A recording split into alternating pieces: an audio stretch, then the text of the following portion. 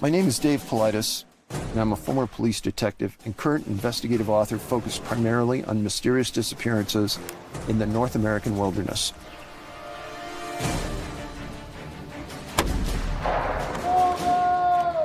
My journey into the disappearances began when I was visiting a national park and was approached by two park rangers who knew I was an author. They described strange circumstances over the years involving missing hikers. I immediately began looking into the phenomenon. 8 years and 8 books later, I've now researched 1,200 cases that fit the profile we are about to examine. While these cases involve people of all ages and all walks of life, I've chosen to present some of the most intriguing cases involving hunters. Generally speaking, hunters are very experienced, aware, and knowledgeable outdoorsmen. And so when one vanishes, you know something unusual has occurred.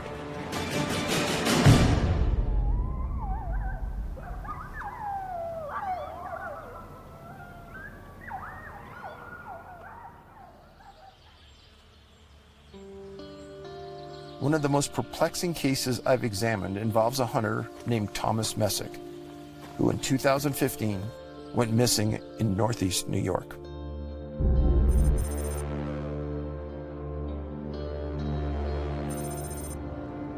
For people who don't know, the FBI doesn't investigate missing adults. There's a subcategory for the FBI that they can become involved in the disappearance of extremely young children under a certain set of criteria. So the million-dollar question is, why would the FBI arrive on Tom Messick's case?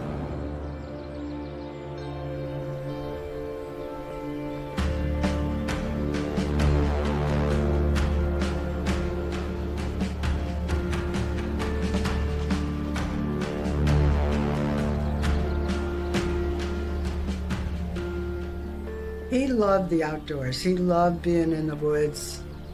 Hunting and fishing was his life.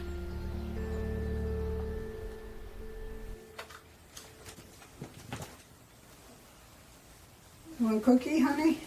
Huh? He was a very good husband, very good father. And I don't think you will find anybody who ever met him who didn't like him. And how many kids did you guys have? We had 3 sons, Tommy, Gene, and Rob. So tell me about your dad. What kind of guy was he? It's kind of do what you got to do to get things done. Never had a contractor in the house. We always did everything, you name it. I mean, we lifted the house up, put a foundation under it. When I was digging it out, I looked up at him. He had a cup of coffee in his hand, and I said, "Why don't we get a backhoe?" And he said, "I have one right there." And what did you guys like to do as a family? We camped. We did a lot of camping. And the boys loved it. And, you know, I was kind of the outsider because they were boys. And they hunted and fished and did those things. I knew Tom before we were in the hunting camp because he used to work in Norton with me. I knew him probably about 55 years, somewhere around there. What'd you guys like to do together? Hunt and fish. That's what we done all the time, really. We used to travel together with our kids for years. Yeah, we had trailers, which we used to go trailing all the time, too, come to think of it. We all got the same vacation at Norton, so we all took off and went to Saranac, different places like that. You know? So what was your introduction to the outdoors? It was always there. Because my father always hunted and fished. We got a camp up north, not far from Brant Lake, for about a week every year. A bunch of guys get together and go hunting.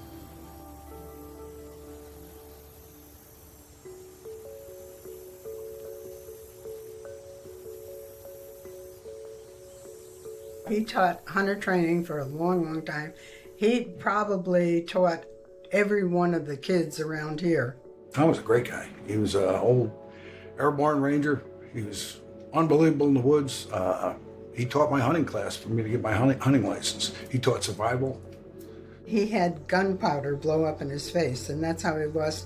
He had like 159 stitches in his hand, and he lost his eye that way. So he would say to these kids, this is what happens if you're not careful.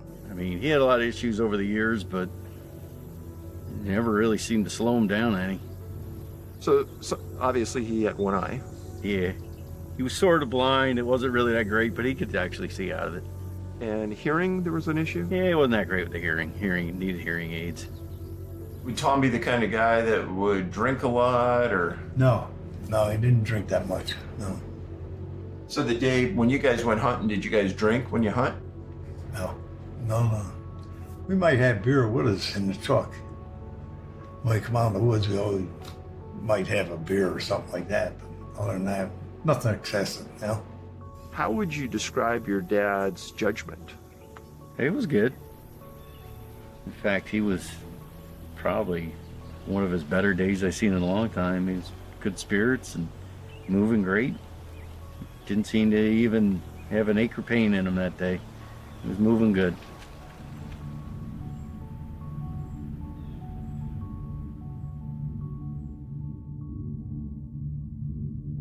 How often do you think about it? No, I think about it quite often, you know. Always pops into your mind. We were doing just kind of a quick thing. It was late, almost lunchtime by the time we ended up going up there. Kind of just a 2-hour thing until evening, and we were gonna go back to camp and hunt around camp until dark.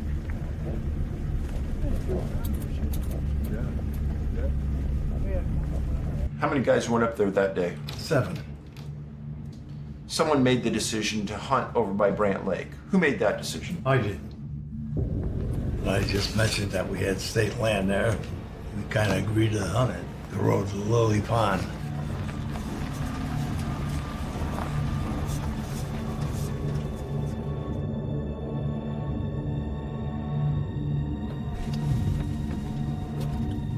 I mean, you go up that road straight to the lake, and we parked right at the lake.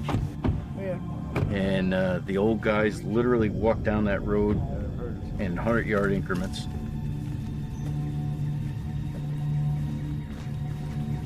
We walked in 30, 40 yards at the most and sat down.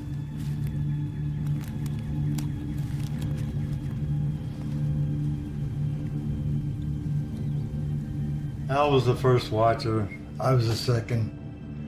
Joe Capicelli, and then Tom. So Tom was furthest from the He lake. was the furthest one. We followed the trail along the lake, come up that snowmobile trail, popped into the woods and swung up to him. A slow hunting drive type thing. The young boys said to the old man, you four sit here, and if we see any deer, we'll push them towards you. And if Tom was a watcher, Tom would not have moved. I know that for a fact. If he was a watcher, that's where he was.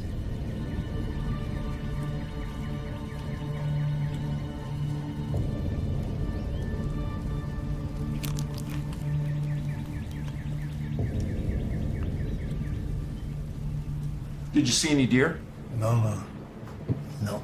Did you hear anything? I heard a strange noise in the woods, but I don't know what it was. It was a different noise than what I usually hear, you know? Like what?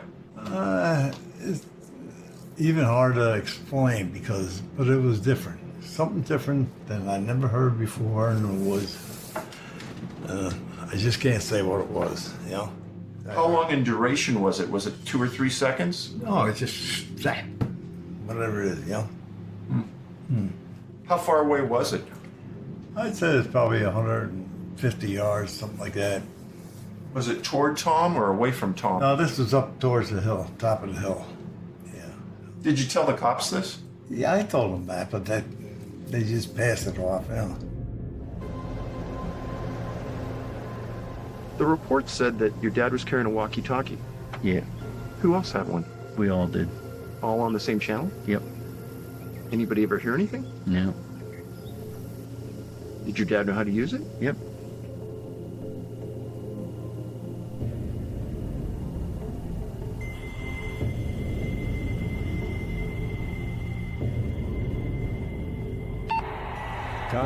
Tom, you around? one of those things where, he should have been out by now. Call and call, and, he should have been sitting on the watch. Can you hear me? Holler back. And then we went and started looking for him. Never know, you might see something. That too. Anybody fire any shots? Yep, yeah, we fired shots.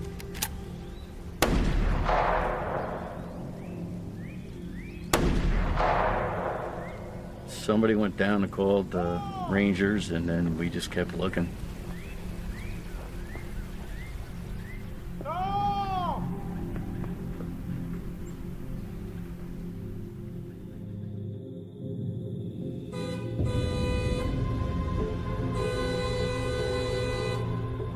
They stayed overnight at the truck, beeping the horn, firing shots, different things.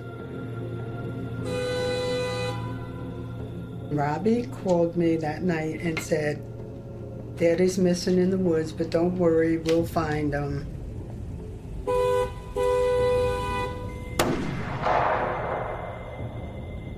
And I said, I'm coming up. And he said, no, don't come up. I'm sure we're going to find him, and I'll call you.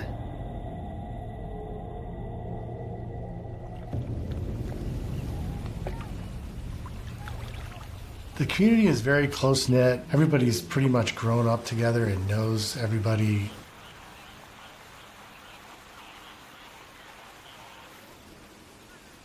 It's mountainous, we have lakes, we've got lots of opportunities to enjoy yourself. There's not a lot of pressure here. I came into work one morning and I noticed a state police helicopter had landed in our ball field right here behind the town hall. And then I could see some rangers arranging in our parking lot their vehicles and different apparatus. And I questioned what was going on, and they said there was a hunter that had been missing.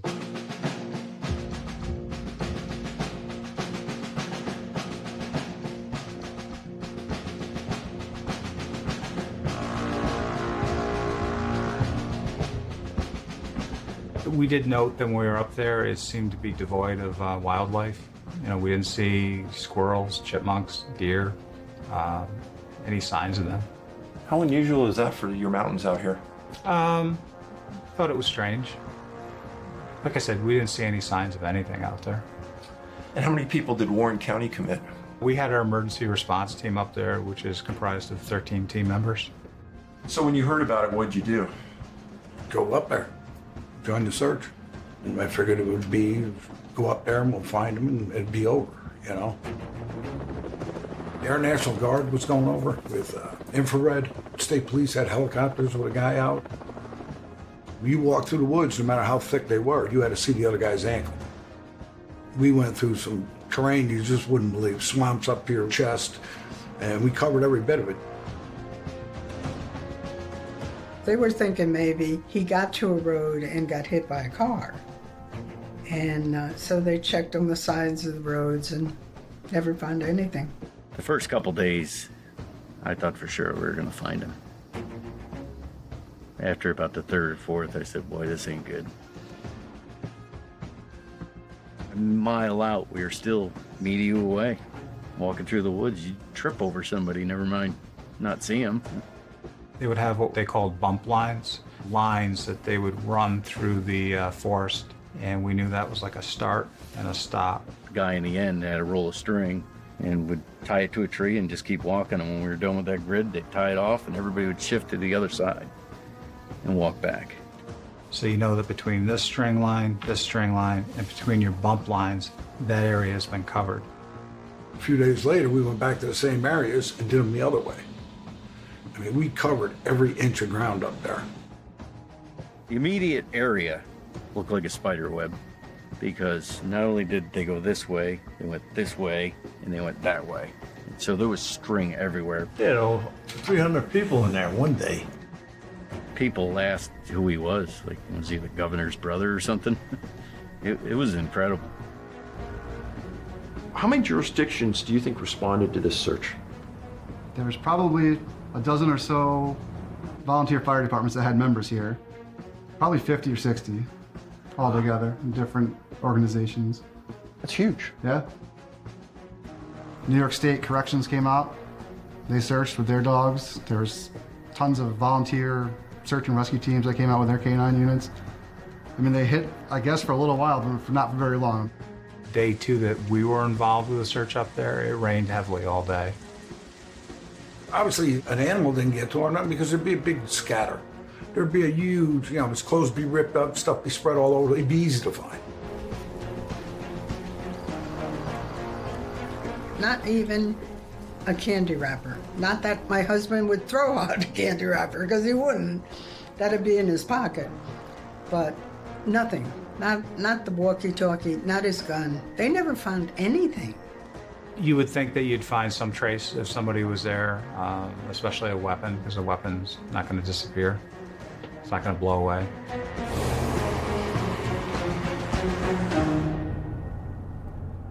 The FBI, according to their protocol, doesn't search for missing people.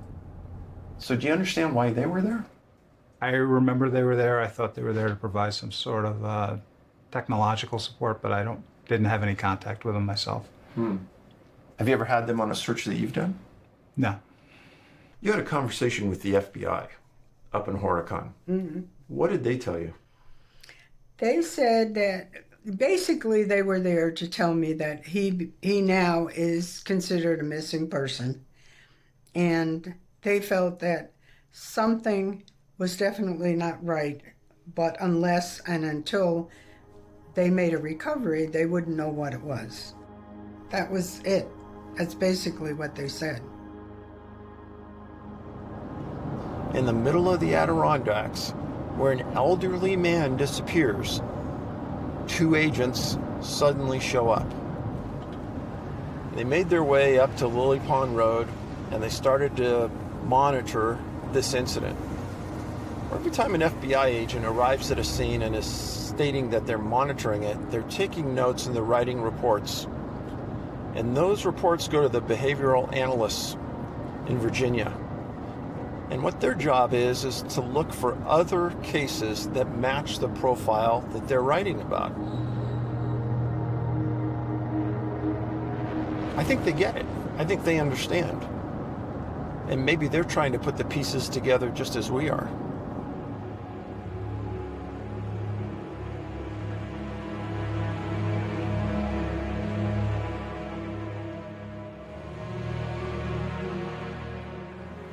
I kind of like to know what happened, but I don't think we ever will. Even if they found him, we wouldn't know what happened. I mean, something odd happened, obviously. We just don't know what.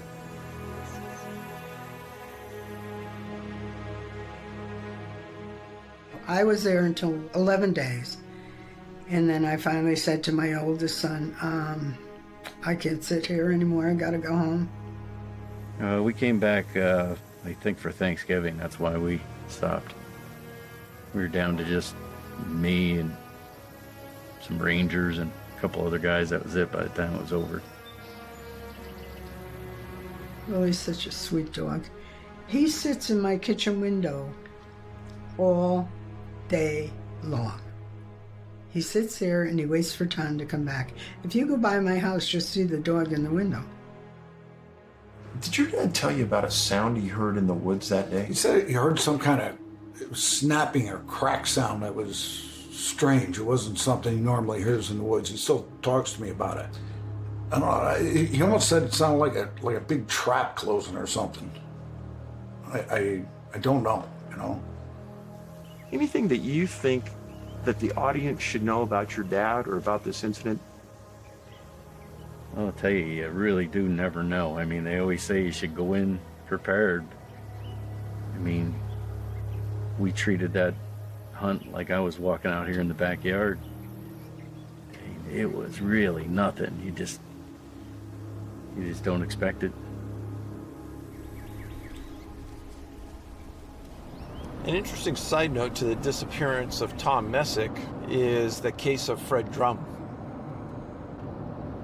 About the 10th day of Tom Messick's search, the Department of Conservation Rangers for the state of New York were pulled off of that event and sent 40 miles south to Schuylerville, New York. Fred lived on his rural farm with his wife, Fred was a retired supervisor from his town, was an outdoorsman. On Thanksgiving Day of 2015, Mrs. Drum went to attend a banquet, and when she returned in the afternoon, her husband wasn't there. His car was there, all of his belongings were in the house, but he had simply vanished. There were helicopters, canines. It was a huge, huge SAR. And the eventual outcome was the same as Tom's. It's quite a coincidence that two elderly men, both hunters, disappeared from a rural area, weren't found, and both have been just chalked up to disappearing.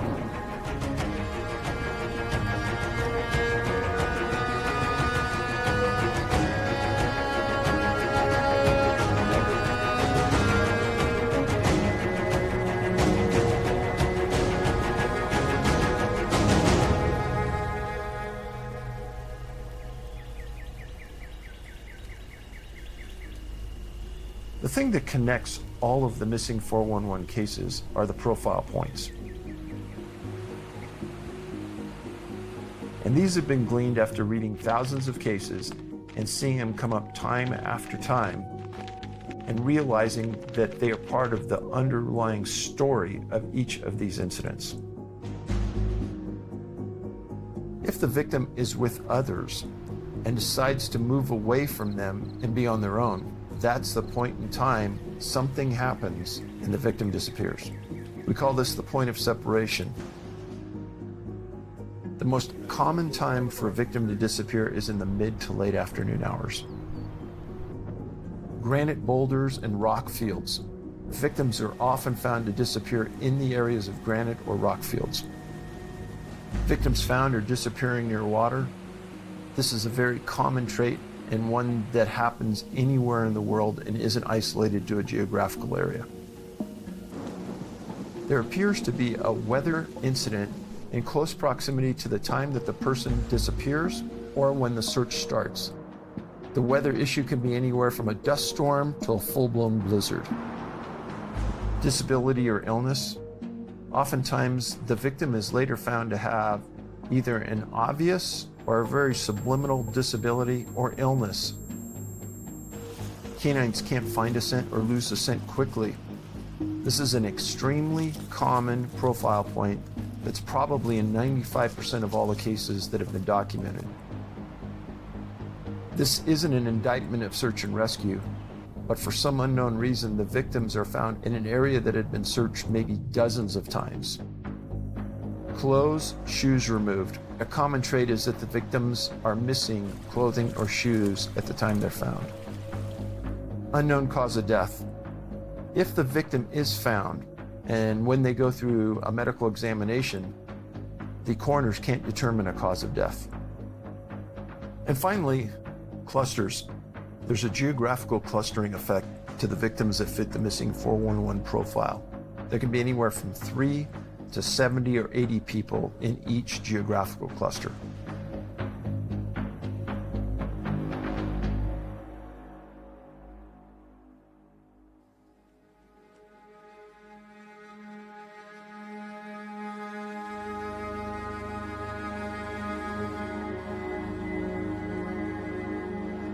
This is an area that I've always wanted to come to for a variety of reasons. First of all, it's just drop dead gorgeous, but also it's a regional cluster of unexplained missing people going back decades.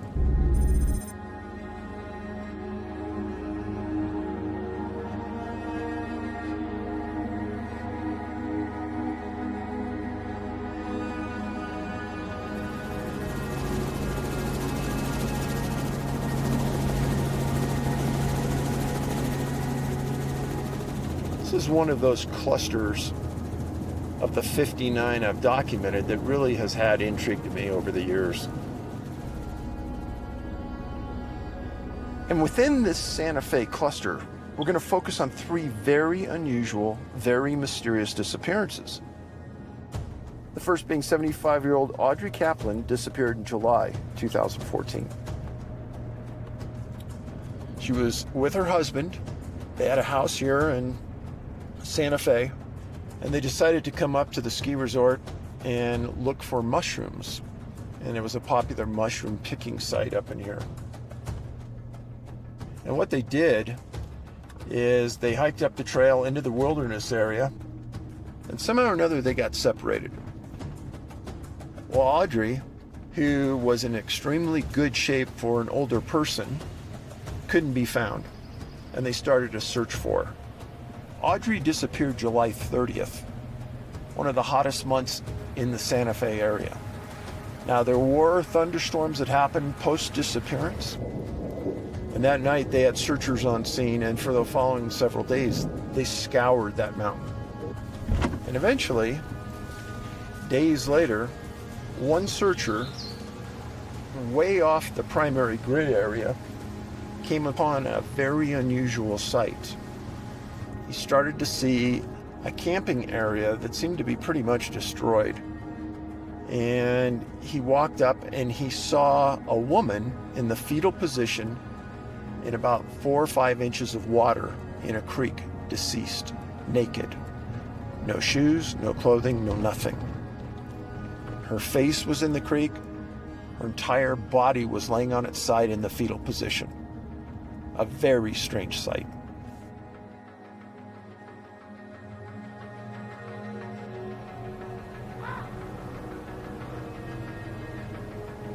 And the coroner made a determination that was even more unusual than the sight in the creek.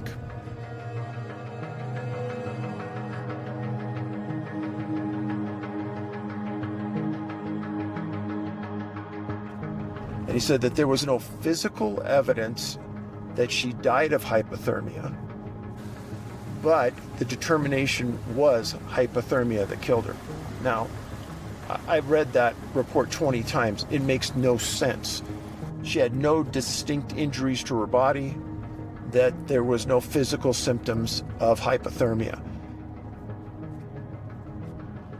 He also stated that in his report, her face wasn't in the water.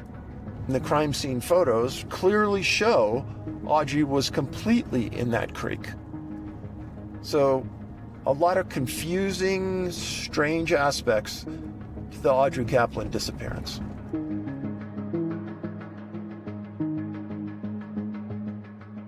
The second story that involves this exact area, and that's 61-year-old Mel Nadell, who disappeared up in the wilderness, went up to Elk Mountain in the Santa Fe National Forest elk hunting.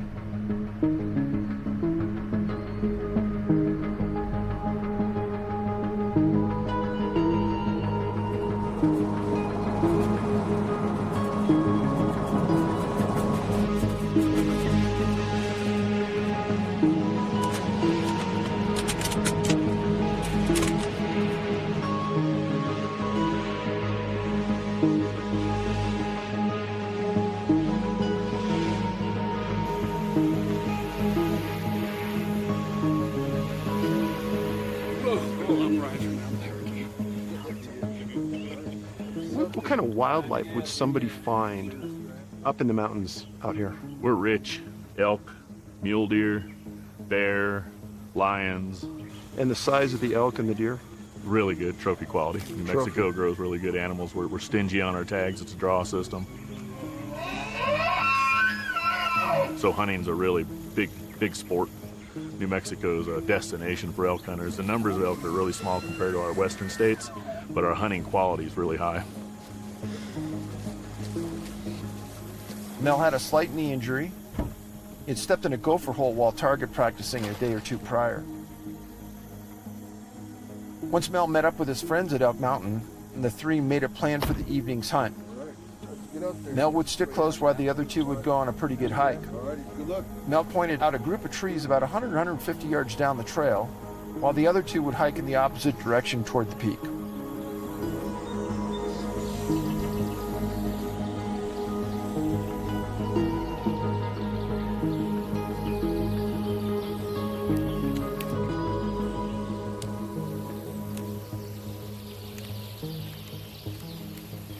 Did you expect him to come home that night? No. The following morning he said he's coming back. So he's going to camp up there? Yes. Spend the night? Yeah. And he's done that before? Yes. Did Mel ever jog or walk long distances? No. So if Mel saw an elk, he's not going to walk 3 miles. No. He won't do it. He doesn't like to walk. So knowing that, then that really puts confinement Yeah. on where he would have been. Yeah.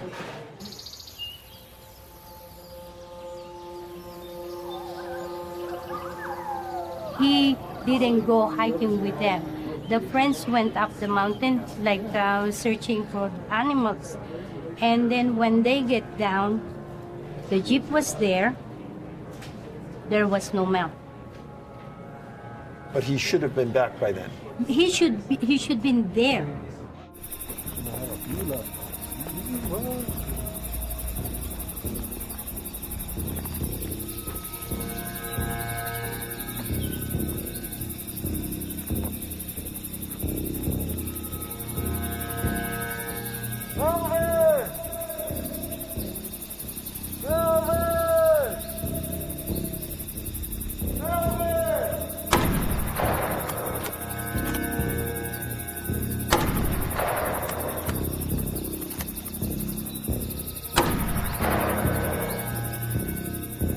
Eventually, another hunter came along with a satellite phone. They called search and rescue. They responded with canines, ground teams, and the canines tracked right to the spot where everyone expected Mel to be at his blind. Now think about this for a minute. If Mel had wandered, maybe shot an elk and traveled to look for it, his tracks and his scent would be past that point, but they weren't. And Mel was carrying a bow. He was carrying a firearm. Where are those items? When he went out hunting, he had a pistol. And he was carrying it when he was, and we never find it. Never found the bow? No. Did they ever find anything? No. Never found anything. That is the bizarre stuff. How can you if you get lost, isn't it's gonna get heavy to hold on to all of it? There's nothing. Shoes and like one of the arrow will fall or the bow has to drop because those are heavy. Nothing. Did the search and rescue people say that was odd? Everybody said it was odd. There's nothing. A shred of clothing, nothing. If he was kind of attacked by a bear, there's no shred of clothing anywhere.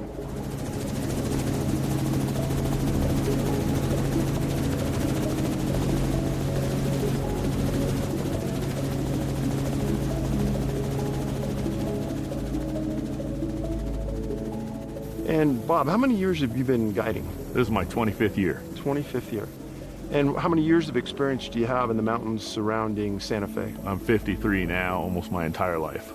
And I know you know the story. Yep. What could have happened to him, in your mind? Here in New Mexico, Roswell, alien abduction. Yeah, really, he had to have gotten a ride out. He had to have been picked up or gotten a ride out there, I assume. If he was a mobile person and a hiking person, he could just be so far off target from where anybody assumed he was going. But in his sense, what we understand, he probably didn't do that. Right. He probably didn't take off on a long march anywhere. Yeah, history mystery. What happens to the big jet airliner in the huge ocean? As strange as Mel Nadel's case was, there was another case much more recently. November 7th, 2017, another hunter disappeared. Stanley came up to an area about 10 miles from where Mel Nadel disappeared, in an area called Barillas Peak. And he was in a vehicle with his father and another friend, and they were driving the dirt roads looking for deer. Deer crossed in front of him. Stanley jumped out with his rifle, chasing the deer. And just as he was chasing the deer, fog and heavy rain simultaneously hit that area where he disappeared into. And then he wanders, apparently. That started a 7-day search for Stanley. The canines can't pick up a scent. Helicopters in the air can't see him. Professional trackers can't find any tracks. Fast forward 5 months later, and an off-duty New Mexico State Police officer and his son are fishing on the Pecos River. They find a body. He wasn't immediately identified, but the coroner eventually came around to say it was, and that he had some skull injuries and he had 2 broken ribs. Presumption was that he drowned. Stanley's body was found 9 miles from his point of separation. It's another weird disappearance, with this one just happening. Especially in these cluster zones, this is one of those recurring phenomena. It's going to happen again, it's just a matter of time.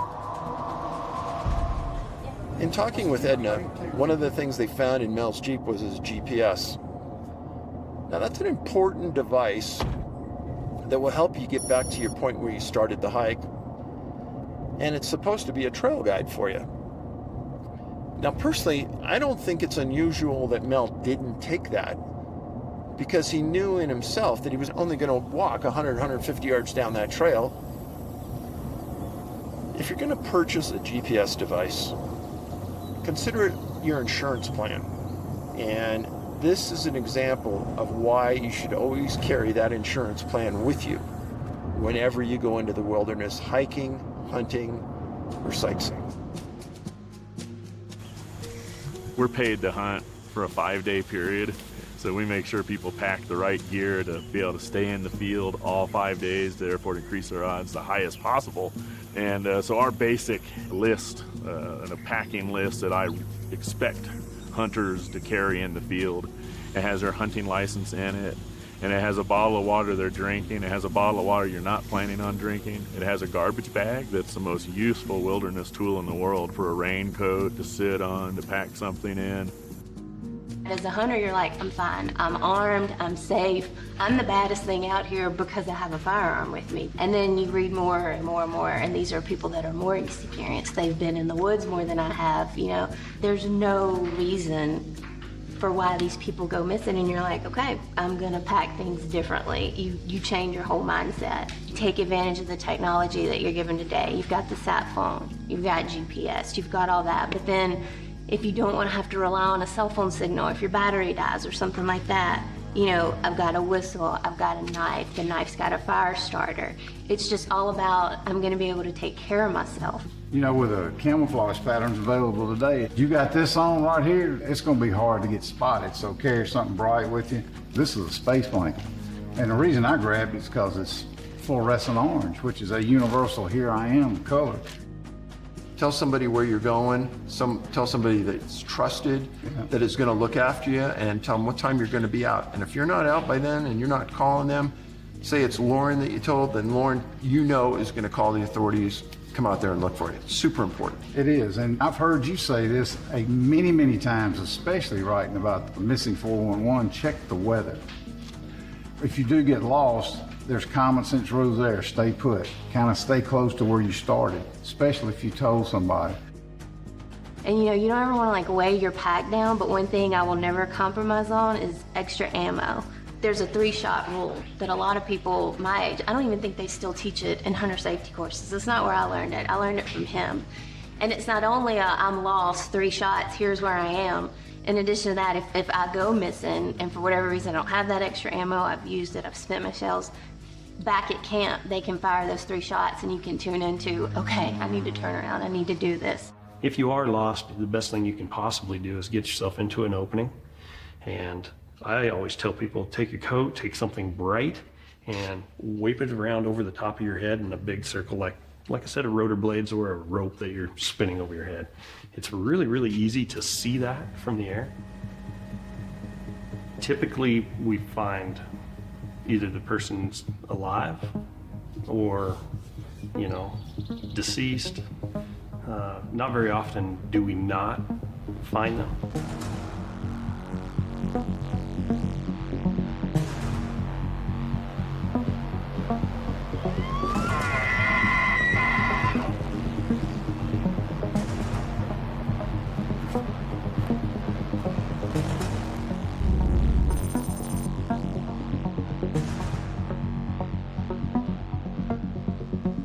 Crazy Mountains are a geological upthrust that is 300 million years younger than the Rocky Mountain Range. So they're not part of the Rocky Mountain Range. They're an isolated island of mountains. If you're in the Crazies, I don't care where you're at in the Crazies, if you follow a stream down, you're going to be somewhere soon, no matter where you are in these mountains, because they're just an island chain of mountains. There are several versions of why the Crazy Mountains are called crazy. The one I believe is it's a curse from the Crow Indians, because this used to be Crow Reservation, and when they were moved off the land, the Crow Indians supposedly put a curse on the Crazy Mountains for the wind to blow and drive the white man crazy.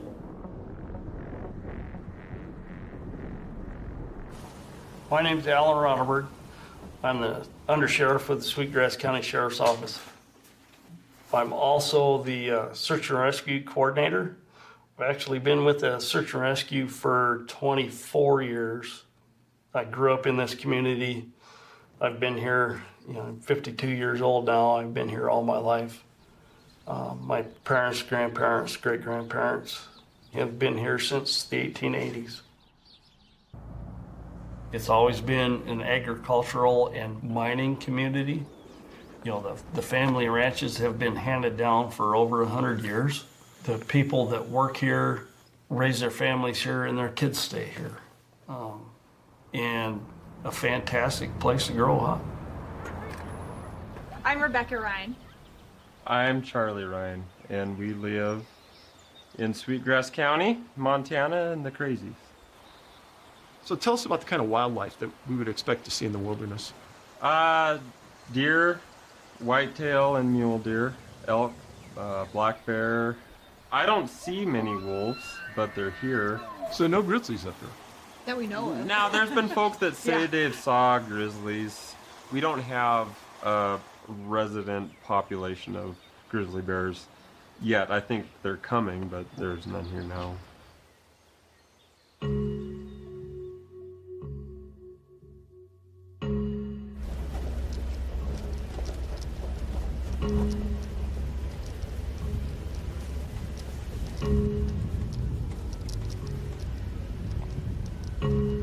The Crazies themselves are unique. They are the youngest mountain range in the country.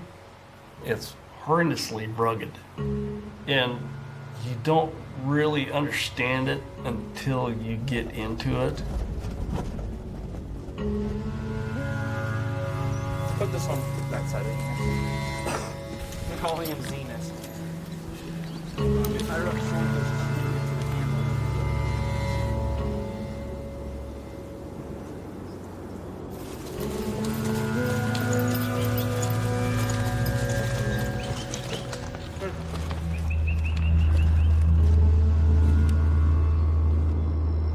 What supposedly happened as they started on the trail going up to the Campfire Lake, they had a horse wreck.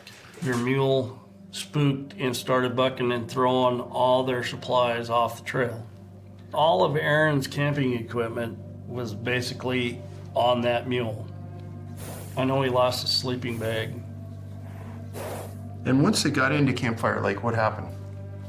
They started their hunt. This was their base camp, and they went and hunted from here. They were planning a week trip. Would you describe that he had good common sense? Yeah, Aaron had good common sense. Aaron wasn't a dummy. I mean, someone that comes up here every other weekend, always hunts up here, has stashes up here. He knows the area like the back of his hand. They spent 2 days here at Campfire Lake. The one fella had a cache here somewhere below Sunlight Lake. So Aaron was going to go up the trail to Sunlight into the cache and get what he needed. He was supposed to go up here, grab the cache, right, and then come back to his bed. Come back into Campfire Lake.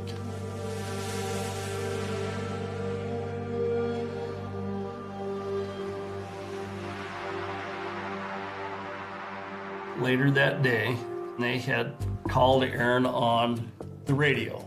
At a walkie-talkie? This radio, yeah, a walkie-talkie. I think it was a Garmin Rhino is what they call them. And on that Rhino, there's an LED screen, and it also gives the GPS position of the person that's talking, as well as their position, back and forth.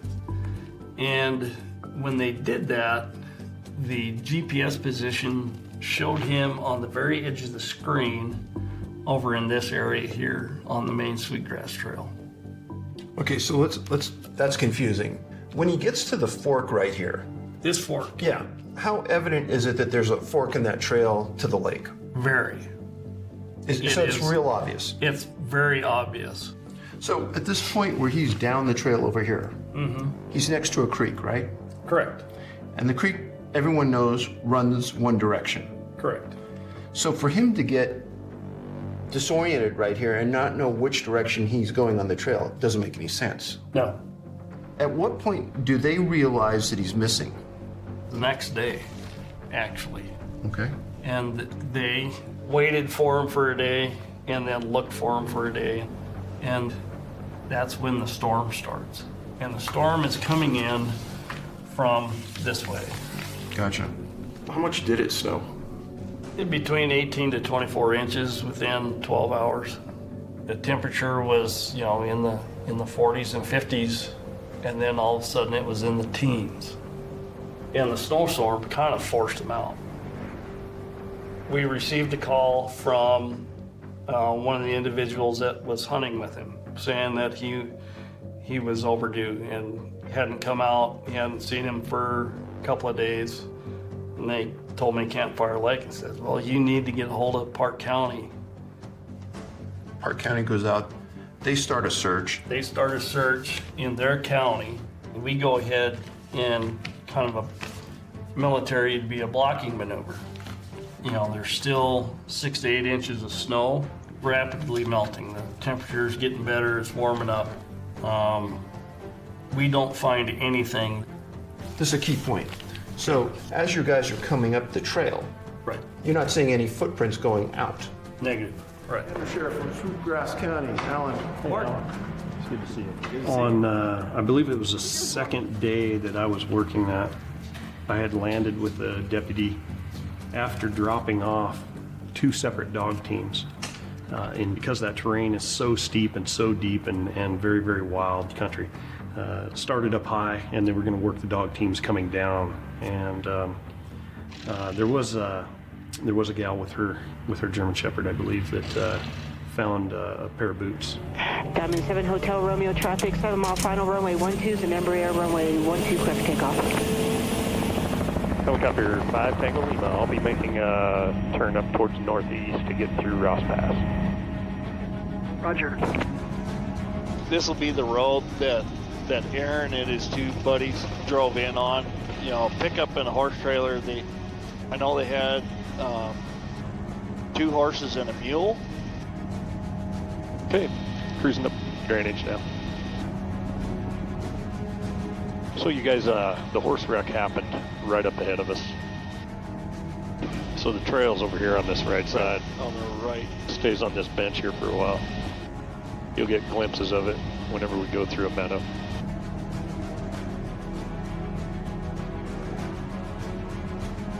I'm going to make a right-handed turn, fellas, and we're going to follow the rest of the trail here. You can see where the trail is right in front of you, that zigzag. You're going to reveal into Campfire as soon as you look straight down on the other side of this cliff. Their base camp, they're basing out of Campfire Lake.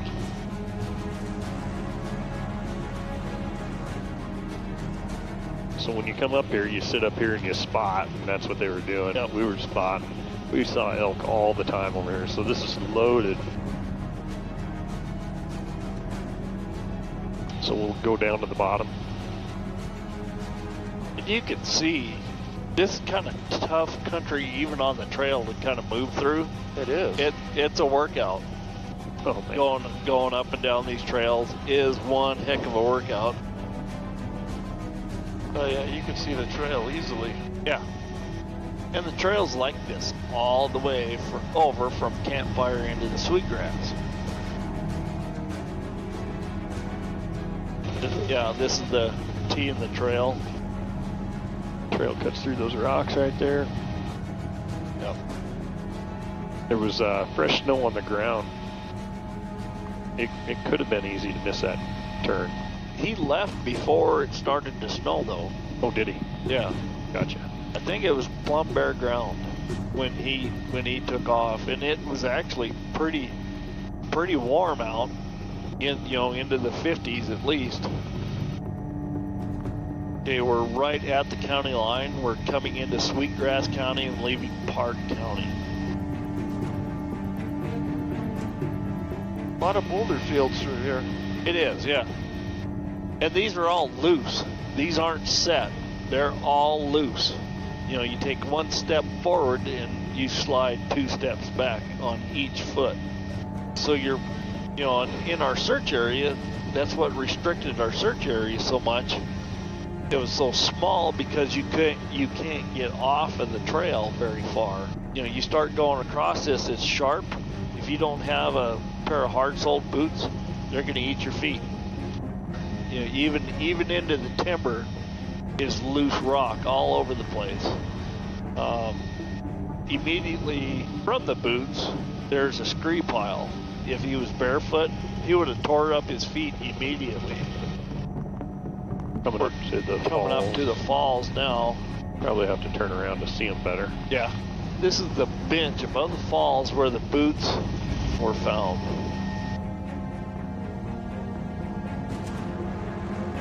And this bench is nice and subtle.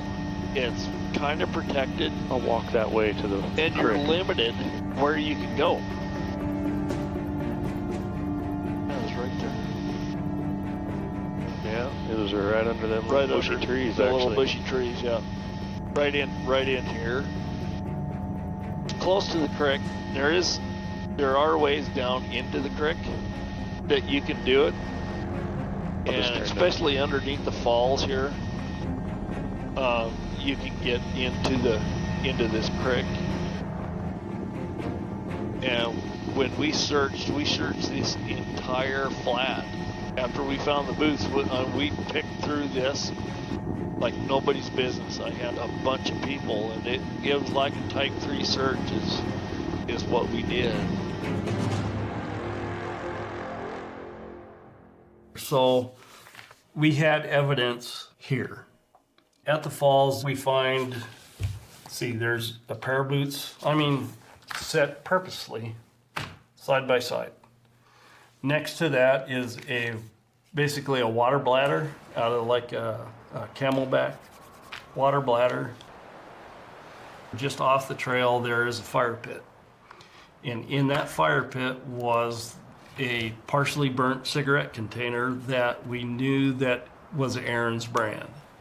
Also in the immediate vicinity are fire bundle, partially burnt. Alongside that, in the fire pit were the 2 waist belts from a backpack.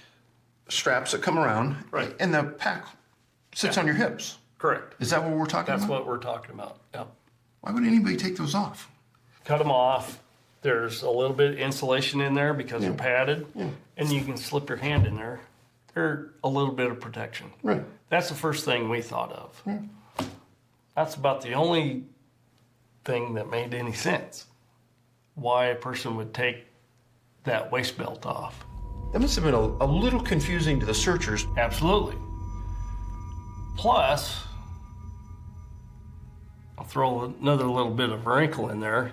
They were up in the same spot a day or 2 days before and never saw those items, never come across those items. Same spot? Same people, same spot.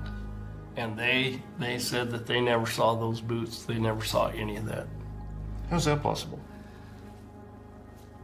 I don't know. These are seasoned guys.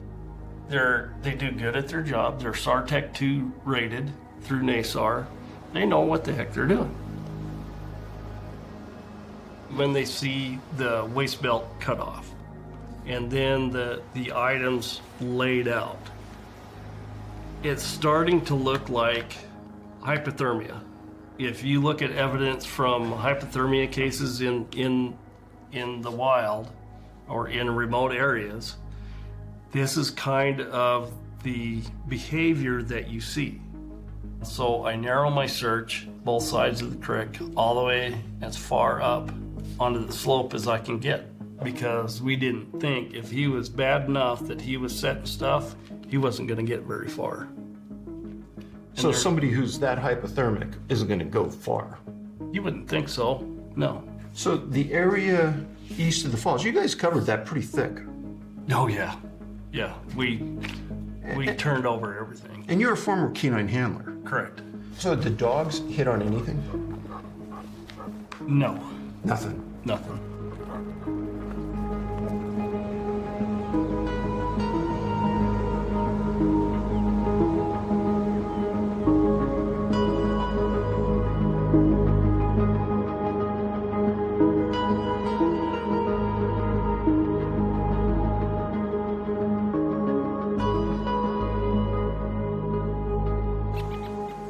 Well, every spring we maintain our fences, you know, so we can graze our cattle the way we want to. So it's just an annual spring thing. And my father-in-law was here, just happened to be with me. And just, you can see the ridge up there where a section of fence runs between us and our neighbors, and just annual routine. And I was going over the fence and he was kind of hiking around, and He looked down and he saw an orange vest. So he went down just to go pick it up, and then that's what he proceeded to find the backpack and everything else. So in his mind, he thought, well, what hunter lost his stuff up here? And he comes down off of there just like grinning from ear to ear, just, hey, was there a hunter lost up here? I'm like, yeah, actually there was. Oh, cool. Well, his license is still in here, in his pack. Okay, so I look at it, and it was Aaron Hedges. Did you recognize the name? Oh yeah, I recognize the name. I mean, there was helicopters flying up way up the valley up there, and a big search, and it was in the local press. And inside, was there any food? There was snack bars. There was nutrition inside. Yes. Oh, yeah. Yes. Correct me if I'm wrong, but the backpack, I understand, was actually leaning against a tree. Correct. So somebody just didn't strip it off and drop it? Nope. They put it there with intent? They put it there with intent. They put it there purposely, and it was protected. Okay, and what was in the backpack? I understand you found a gun. Correct. 44 Bruger Red Hawk, I believe it was. Did you find the bow? Yes. It was alongside the backpack, evidently. In our search, another interesting point, I guess. When we searched this area, here at the head of this ridge, where it starts to drop off, was a cup, a thermos cup. And beside that cup was a, open energy drink. Somebody had, basically sat down and drank a cup of tea. That's an odd sight. Uh-huh. Yep, absolutely. What do you think when you see that? What the hell's this guy doing? And from this point, you could see the Ryan buildings. From where the cup is? Yes, absolutely. I mean, they're right there. They're right down there. And could he see a road? Yes. Does that make any sense to you? No, it doesn't, because, well, I don't know if it makes sense to me or not, but it is funny. So you don't find a body after your search. You guys... No. We couldn't cover a large area, and we didn't have a lot of time to be able to do that. It wasn't a life or death situation at this point? No, not at that point. It was evidence recovery. So how far does it go on for the next thing to happen? Another year. Off of the Sweetgrass Ranch, which is a dude ranch, they have a dude ride. A string of dudes, a guest at the ranch, were on this ride. And as they come up the hill on a little bench, one of the guests looks over and went, hey, there's a skull over there. And lo and behold, there's a human skull underneath the tree. I mean, just pretty as a picture, bright as a penny, underneath a dead tree. You go back out. Sure do. And what do you find? We find the skull and the remains, and where we find that is right here. We did find the pelvis and one femur on a cow trail, partially buried. I did find Aaron's cell phone, a jacket, like what you're wearing, a thin jacket. Any pants? Pants? No. I don't believe we found any pants. I can't remember. Socks? No, because we didn't find any feet. No feet? Right. Did any of his bones appear to be broken, like the femurs? No. Did the coroner come up with any cause of death? No.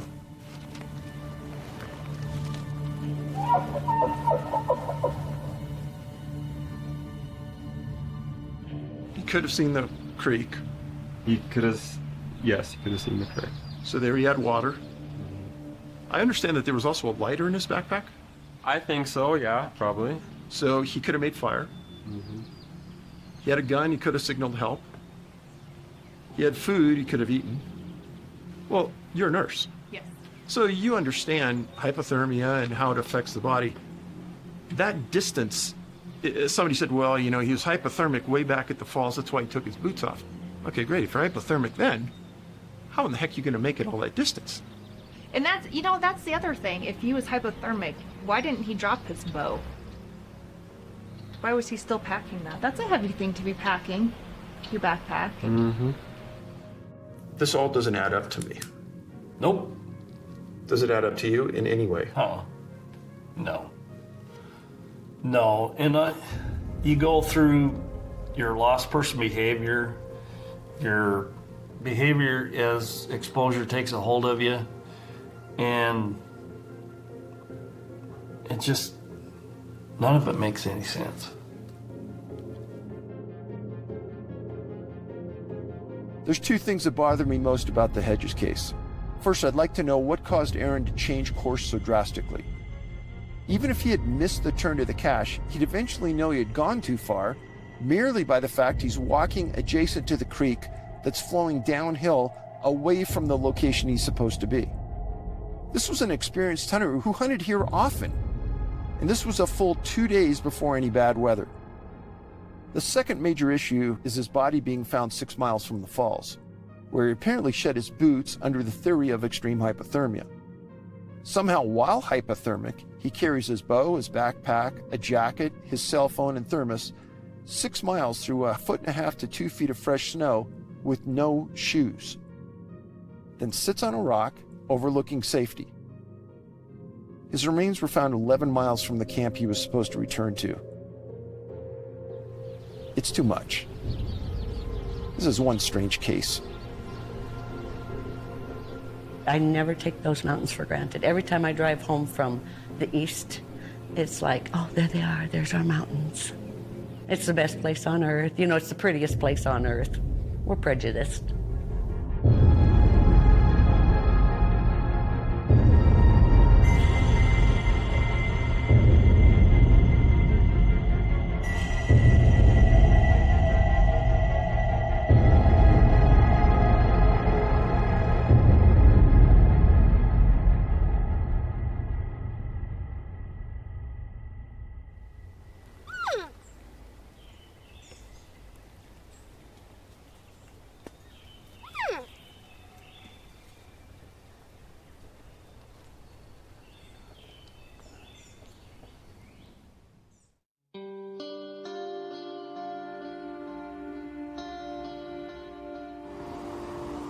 Where we are here in Sonora, you see the remnants of the 1800s in just about every place. It's an old mining town.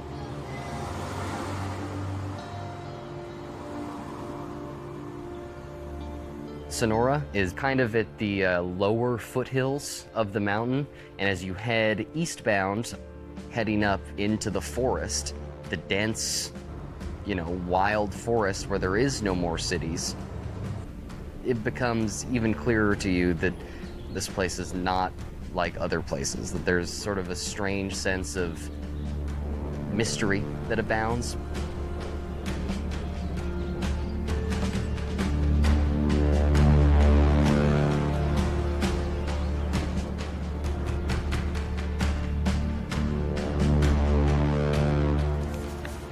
My name is Giuseppe Recapito. I'm a police and courts reporter here at the Union Democrat newspaper in Sonora, Tuolumne County, California. So in a county like this, do you have a lot of homicides? Not necessarily. There's been a handful, maybe, in the past couple years, and none of them are unsolved. Your county goes all the way up into the high mountain area, correct? Yeah, it spreads all the way over into the Sierra Nevada mountain range, all the way to Sonora Pass. There's a gorgeous lookout up there. Tell us about that. If you are traveling up that corridor, which passes through the county, Highway 108, you basically advance up a steep grade. You're fascinated by like how lush it is, right? The wildlife, the trees. And as you wind up further and further up this grade, you get the feeling like you've lost it, or you're lost, or you're never gonna find it, because it's a single turnoff, a single sign pointing to the left. It's called Donald Vista, and it's sort of, I've been thinking about it, it's like etched into the mountainside. If you're standing there at the lookout point, right, and you're overlooking that area, you're seeing these like crags of rock jutting out, and I couldn't even tell you how far, the blips of a river far down below. As you look over, you say to yourself, if you fall down here, you're not going to survive.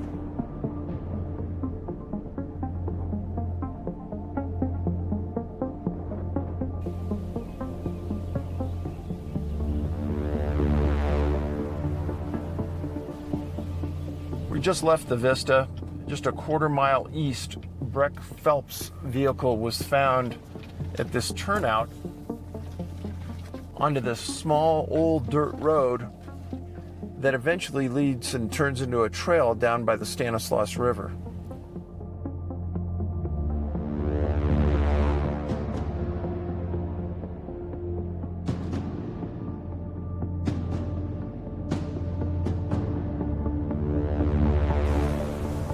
Pastor found the vehicle here because he knew Breck had fished here in the past, and that's where the search started. They brought in Cobra helicopters, 4 dog teams. There was even some bad weather that hindered the search for a short period of time. They found nothing after many days of looking for the man. He was never found. The strangest thing about Breck Phelps' disappearance was that it seemed to align or parallel itself to the previous disappearances that had happened in that same region.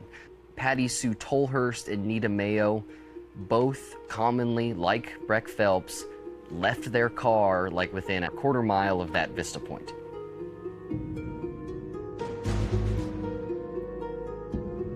Well, the true oddity of this location is that we have 3 people in 11 years that have disappeared from essentially one spot. That is very odd. It's easy to say these people slipped on a rock and they fell into the river canyon, right? But then why haven't we found remains? When you're walking on the paved path, you've got boulders all around you. And it's something that I've written about hundreds of times. You just can't ignore it. And here it raises its face again right in amongst a cluster of missing people.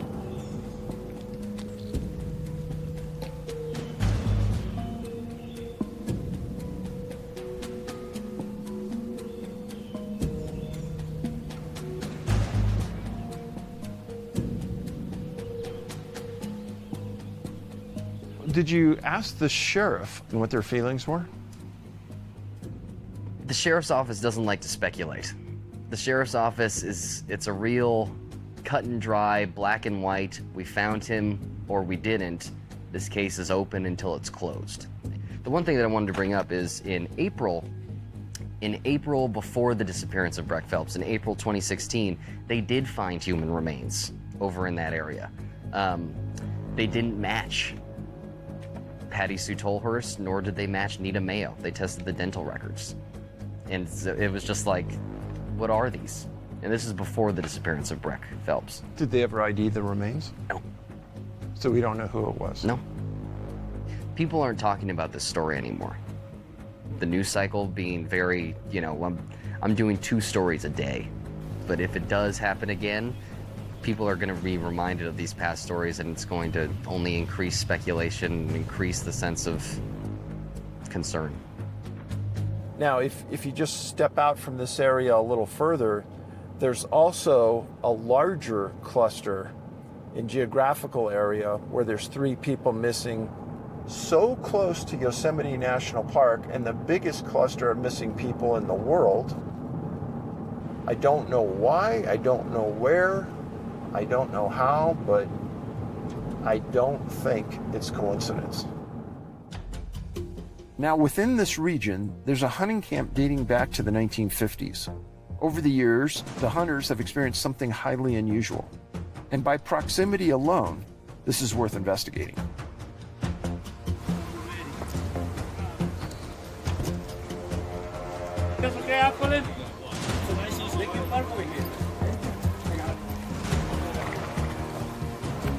And just so people can get some idea, we're not that far outside of Yosemite. We're not far at all. No. I tell people we're between Yosemite and Tahoe, and that's where we are. If you leave at 6,000 feet elevation, you hike into close to 10,000 feet before you start dropping back into up and down. The whole topography up here changes every year. You don't know what to expect. You don't know what log's going to cross the trail that you have to work your way around to get here. There's really no good trails to get here.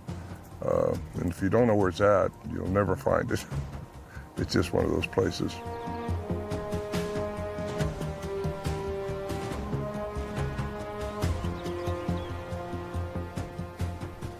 What year did the Sierra Camp start?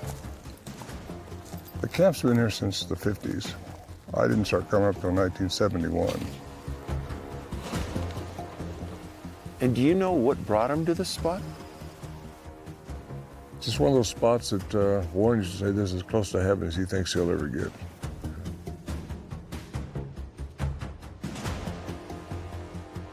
It's so remote. The deer are plentiful. There's a lot of bear up here. It's pristine. There's a lot of granite. Fresh water coming right out of the ground. This is where the springs start. And it goes down to the rivers, and it's just a gorgeous place to be.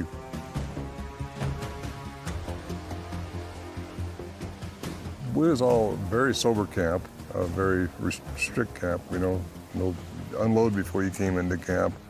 No alcohol was here. It was really a quite disciplined camp. All the guys were professional people, so we kept what was going on up here, whatever it was, we don't know, but kind of to ourselves for a long time. And what was the average success rate for you guys coming up here? Oh, the deer, it was 100%. We never didn't get a deer. It was just, it's that kind of a place.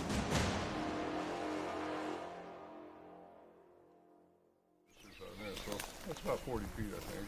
The hunters that come out of here, what's their success rate? You said maybe 20%. Think things through. We really didn't realize what we were dealing with. We still don't know what we're dealing with, but it was something very unusual. Strange things happen, and most of the stuff happened in the evening time, just at dusk, nighttime, like now. The first time I ever heard anything was later in '71. I came back up with the guys, and we was here by the stove. There was a stove here then. And as soon as it starts getting dark, we'd go in.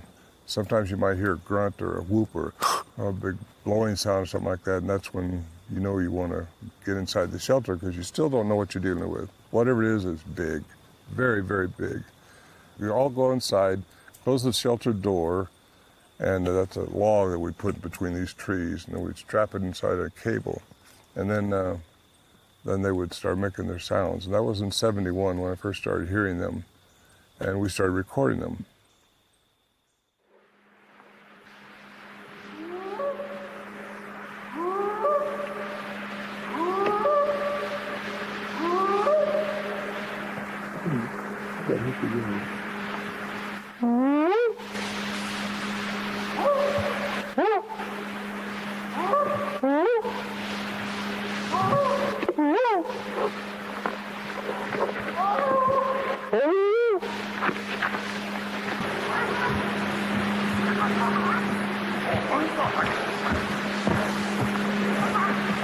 There's two of them across the creek at the big rocks.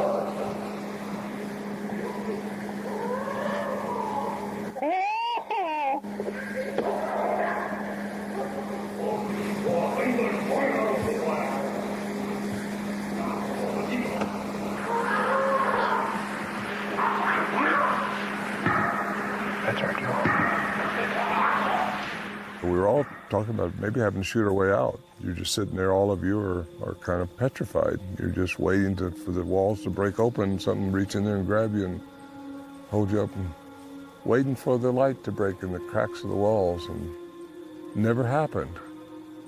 That's the strange part, because you hear it over there, but you don't see it over there. As time went on, 72, same thing, whatever it was we thought might be trying to scare us out. Maybe this is their territory, but we don't know. We can only guess at why they were doing what they were doing, and that they were observing us, that's for sure.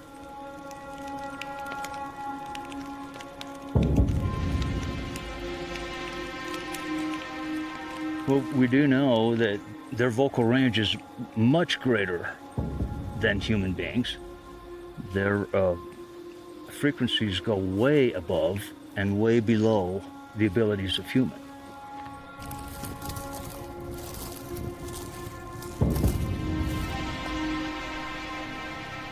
I was trained in all of the deceptive practices in voice communications. Besides the fact that you have the creatures stepping on each other in their conversational turns, you have the humans, like Ron, stepping on the creatures back and forth, overlapping their voices on the tapes. That can't be faked. Not in 1974. Plus, it would be extremely dangerous to come up here at night into a camp full of well-armed hunters. They don't go to bed at night without their guns at their sides. It's ridiculous to think of it. You wouldn't do it. You wouldn't do it just to hoax a bunch of hunters up here. So from a 100% factual standpoint, we really don't know what's making this language sounds. That's right. We don't know.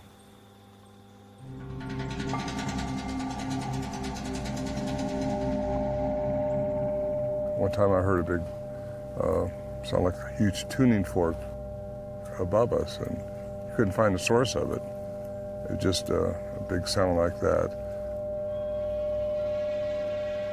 Sometimes you'd hear a sound out here, and one time we thought our camp was being torn apart by something.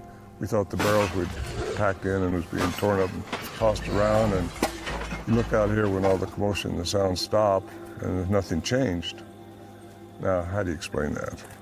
One time we was in there, I thought I heard a car door slam out here. Now, come on, we're 8 miles in the wilderness. There's no... So aside from the sounds, you also saw some things in the sky and the air? Yeah, lights, orbs. Other guys that reported orbs when I wasn't here. Me and my friend Bill saw one night was a big blue ball coming down from up here, slowly moving, definitely controlled, had some type of intelligence about it. And if you were just looking up there, you would think it was the moon, but it was blue. It was moving down. We lost it behind the trees and went over there. So I don't know what to think of that. You don't know what to think about any of this stuff, you know. We were in a tent. It just almost wasn't this dark, but this thing, what it was, just kind of starts moving across over here behind us. Elongated light, about probably 3 foot long, probably about that big around, and just a rod of light. I tell people when I talk about it, it's like a Star Wars saber. White, glowing, but not bright glowing, just glowing. And it just moved slowly through the trees, definitely controlled, and dissipated over here. Is it embarrassing to talk about? No, I don't care. I'm old enough now, nothing bothers me. What makes you keep coming back? The mystery that's still here. There's still a mystery that needs to be solved or understood. And I'm here now because you're here. I've been asked multiple times to be brought up here by different people, and I've turned them down basically because I don't want the area. It's such a pristine area still. I don't want it exposed to a bunch of researchers come up here just inundating the area. And I've also told the hunters that still come up and their offsprings which still hunt the area, you know, that I'll kind of keep it very private as much as possible. The shelter, although it's been dismantled now years ago, it's still a place to come to. It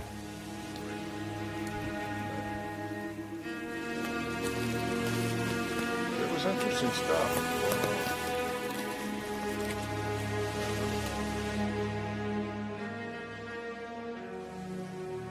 Nothing surprises me. Nothing up here. Why this is such a strange place, I have no idea, but it is a very interesting area.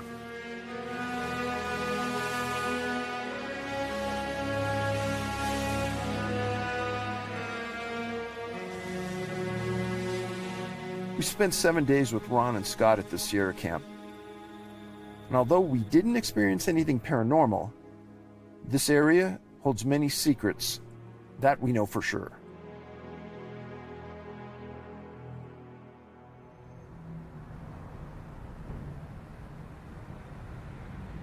The last case I want to investigate is even a little deeper down the rabbit hole. It's not about a missing hunter, but instead about a strange experience one hunter faced in Lima, Ohio. It's important to note that this isn't a connection to the missing. It's simply an odd event that's worth looking into, and it's associated with one of the smartest people I've ever met. There's a difference, I guess, between being freaked out by things that you imagine and being freaked out by things that you actually see. This, I have to say, was the most terrifying experience, but yet I don't know why I didn't react to it, and that bothers me.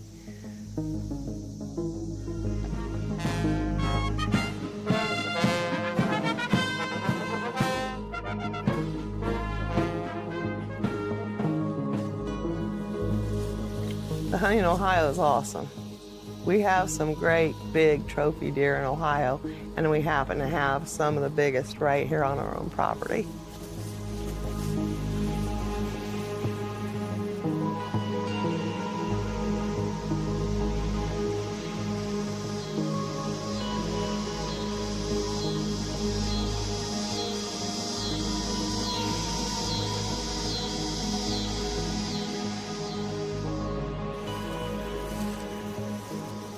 It was the most beautiful night to deer hunt. It was the second day of season. I wanted to be getting my, run in the woods to hunt. I was really excited about it.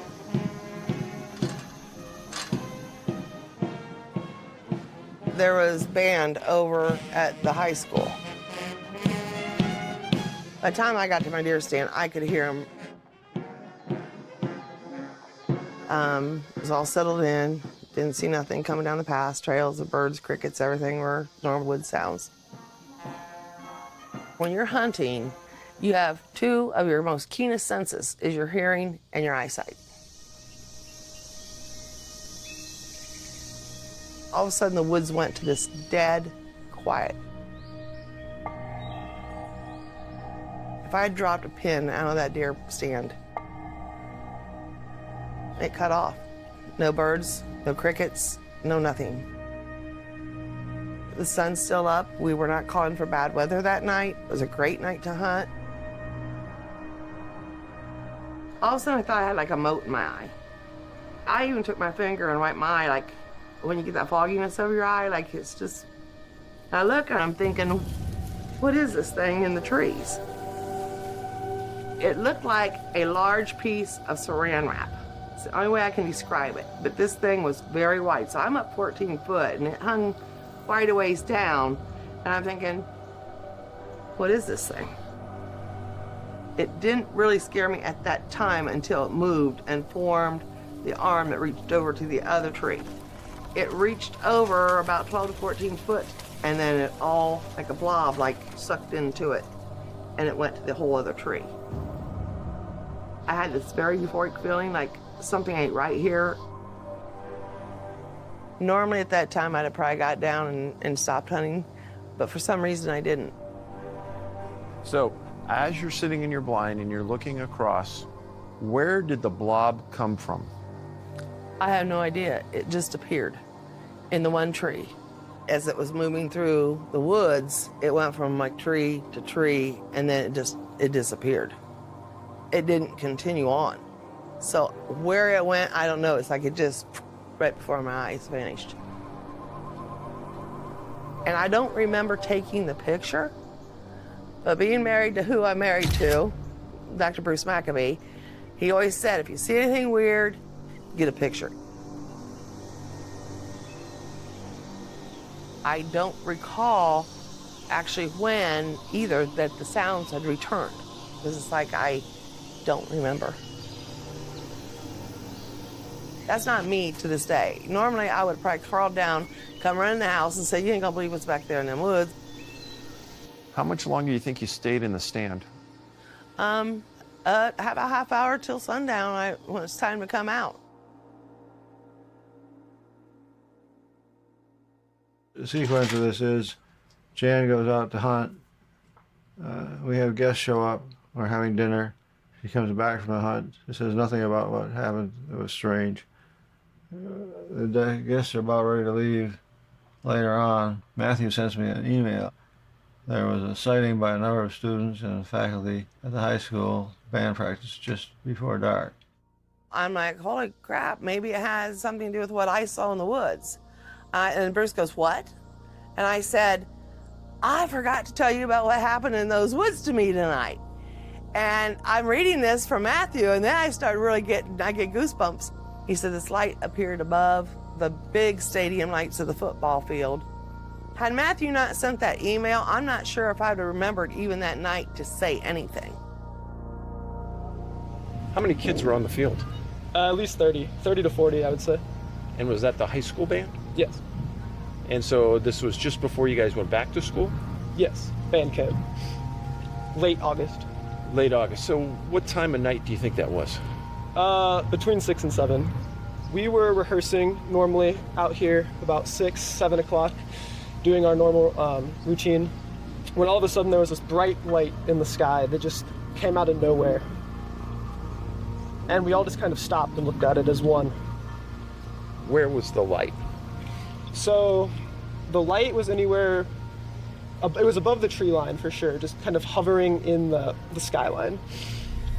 Close enough that it could catch your attention, like it shouldn't have been there, I guess. If it was some man-made thing, it was too low to be there. Okay. What was the weather like that night? Clear and hot.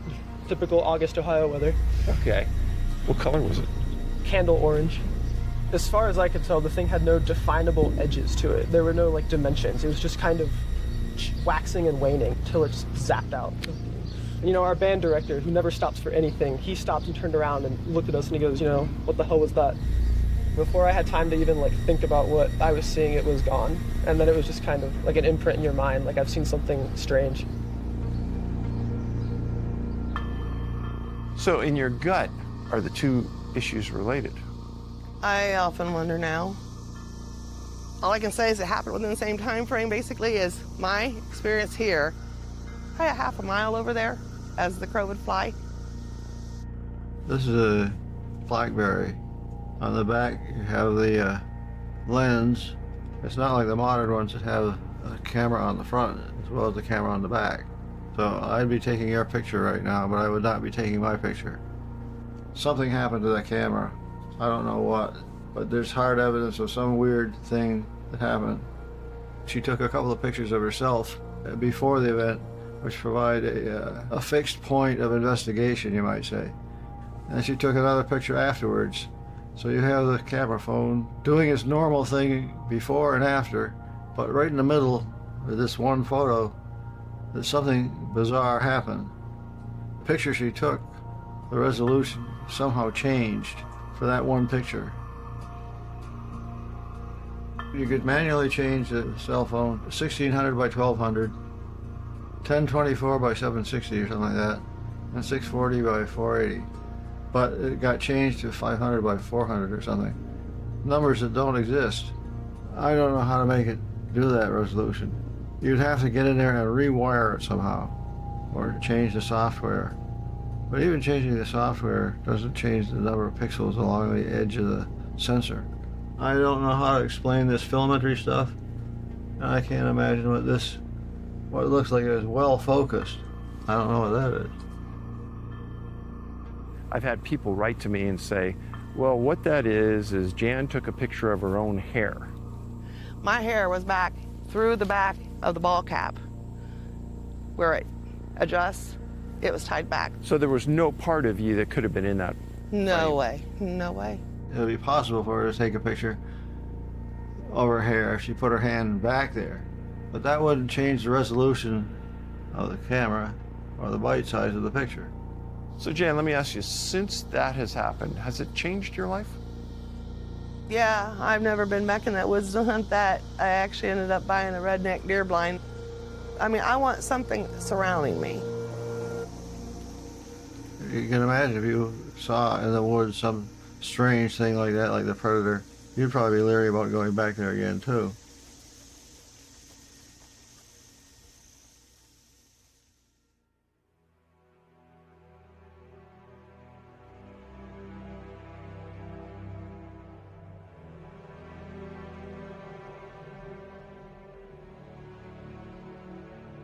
When looking at these cases individually, Aaron Hedges, Tom Messick, Mel Liddell, it's easy to pass them off as isolated, strange occurrences, anomalies. But when you look from an informed perspective and you see hundreds of victims following the same profile points scattered throughout our national forests and national parks, you have to stop and question the reality of it. Is it possible for an 82-year-old man with heart, eye, and hearing issues to simply vanish while sitting alone in the woods? Can a man with severe hypothermia hike 6 miles through 1.5 to 2 feet of snow with no shoes? In many of the cases, rifles, pistols, and archery equipment are never found. These items don't blow away, and animals don't drag them off. Sometimes their remains are found miles and miles off track, where the victim had no intention of ever going. Often they're found in an area that's been searched dozens of times. It's like they've been placed there after the searchers have left. To this point, we've investigated close to 1,200 cases that fit the missing 411 profile. They're not all hunters. Some are children. Some are people vacationing in national parks. Some are just out taking a walk in nature. Each are beyond the scope of normal scientific understanding.